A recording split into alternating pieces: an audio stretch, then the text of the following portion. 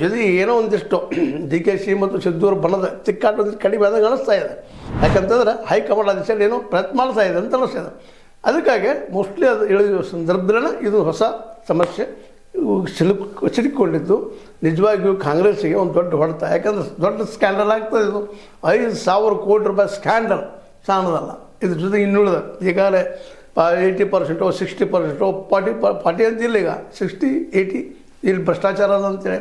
ಅದೇ ಕಾಲಕ್ಕೆ ನಮ್ಮ ಕಾಂಟ್ರಾಕ್ಟ್ದಾರರು ಸಹಿತ ಅದ್ರ ಮೇಲೆ ಅವರು ಅಪ್ಲಿಕೇಶನ್ ಮಾಡ್ಕೊಂಡು ಏನೋ ಕೇಳ್ತಾ ಇದ್ದಾರೆ, ನಮ್ಗೆ ನ್ಯಾಯ ಒದಗಿಸ್ಕೊಡ್ರಿ, ನಾವು ಹಿಂದಿನ ಬಿಲ್ ಆಗಿಲ್ಲ ಅಂತೇಳಿ. ಅನೇಕ ಕಾಂಟ್ರಾಕ್ಟ್ಗಳು ಮನೆಗೆ ಮಾರಿಗೆ ಅಡ್ಡಾಡ್ತಾ ಇದ್ದಾರೆ, ಆಫೀಸ್ಗಳಿಗೆ ಅಡ್ಡಾಡ್ತಾ ಇದ್ದಾರೆ, ದುಡ್ಡು ಬರಲಿ ಅಂತೇಳಿ. ಇವೆಲ್ಲ ಒಮ್ಮೆಲೆ ಎದ್ದುವಪ್ಪ ಅಂದ್ರೆ 2028ರಲ್ಲಿ ಕಾಂಗ್ರೆಸ್ ಗೆಲ್ಲುವ ಒಂದು ಅವಕಾಶ ಅದಲ್ಲ ಈಗ, ಅದು ಮುಚ್ಚಿ ಹೋಗುವಂಥ ಸಾಧ್ಯತೆಗಳು ಹೆಚ್ಚಾಗಿದ್ದಾವೆ. ಅದಕ್ಕೆ ಉದಾಹರಣೆ ಈಗ ನಾವು ಈ ಕರಾವಳಿಯಲ್ಲಿ ನಡೆದಂಥ ಒಂದು ಮಿನಿ ಇಲೆಕ್ಷನ್ದಲ್ಲಿ ನಾವು ಕಾಣ್ಬೋದಾಗಿದೆ. ಯಾಕಂದ್ರೆ ಎಲ್ಲ ಗೆಲುವು BJP ಆಗ್ಯದ, ಕಾಂಗ್ರೆಸ್ ಎಲ್ಲೋ ಹೋಗಿ ನಿಂತು ಬಿಟ್ಟದ. ಹೀಗಾಗಿ ಇದು ಮತ್ತಷ್ಟು ಬೂಸ್ಟ್ ಕೊಟ್ಟಂಗೆ ಆಗ್ಯದ. ಜೊತೆಗೆ ದ್ವೇಷ ಭಾಷಣವನ್ನು ಸಹಿತ ಅದ್ರ ಜೊತೆಗೆ ಕೂಡಿಸುವಂಥ ಸಾಧ್ಯತೆಗಳಿದ್ದಾವೆ. ಹೀಗಾಗಿ ದ್ವೇಷ ಭಾಷಣ ಅದು ಸ್ವಲ್ಪ ಮೂಮೆಂಟ್ ಸ್ಟಾರ್ಟ್ ಆಗ್ಯದ.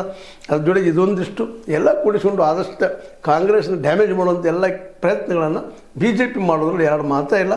ಇಂಥ ಸಂದರ್ಭದಲ್ಲೇ ಮೋಸ್ಟ್ಲಿ ಒಂದು ರೀಶಫಲರೇ ಆಗಲಿ, ಕ್ಯಾಬಿನೆಟ್ ಅಥವಾ ಬದಲಾವಣೆ ಆಗಲಿ, ಇಲ್ಲ ತೆಗೆದು ಬಂದರೆ ನಮ್ಮ ಲಕ್ಷ್ಮೀಬಾಯಿ ಹೆಬ್ಬಾಳ್ಕರ್ ಅವರ ಈಗಾಗಲೇ ಕಾಯ್ದುಕೊಂಡು ಕೂತಿದ್ದಾರೆ ಜಿಲ್ಲಾದಲ್ಲೇ.